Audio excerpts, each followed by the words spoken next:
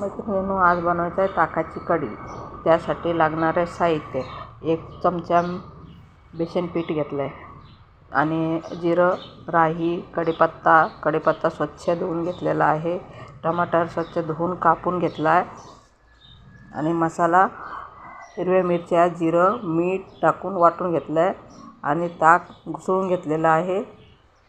आणि बेसन पिठाचं थोडं पाणी करून घेऊया पातळ, त्याच्यामध्ये घट्ट होईल जरा कढी. नुसतं टाकता. गॅस पेटून घेऊया, टोप ठेवूया.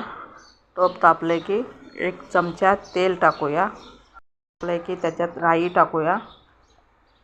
राई तडतड वाजले पाहिजे, फोडणी चांगली बसते. राई टाकले की त्यात जिरा, कढीपत्ता टाकूया. तडतड वाजल्यानं कढीला छान चव येते. त्यात थोडं तडकून देऊया. त्यात टाकूया मसाला. हिरव्या मिरच्या, जिरं सगळं वाटून घेतलेलं आहे. मसाला चांगला परतून घेऊ. त्यात 1 चमचा हळद टाकू. सगळं मिक्स करून घेऊ. त्यात 1 टमाटर बारीक कापलेला टमाटर टाकू.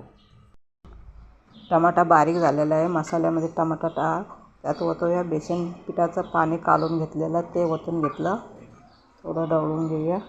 त्यात ओतूया कढी, ताकाची कढी झाली. आता बेसन पीठ टाकल्यामुळं घट्ट होईल.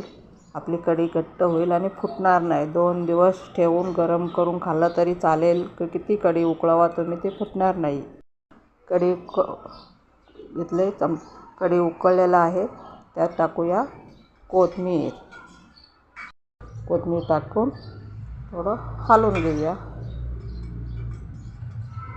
बघा, मस्त पिवळं छान कलर आलेला आहे.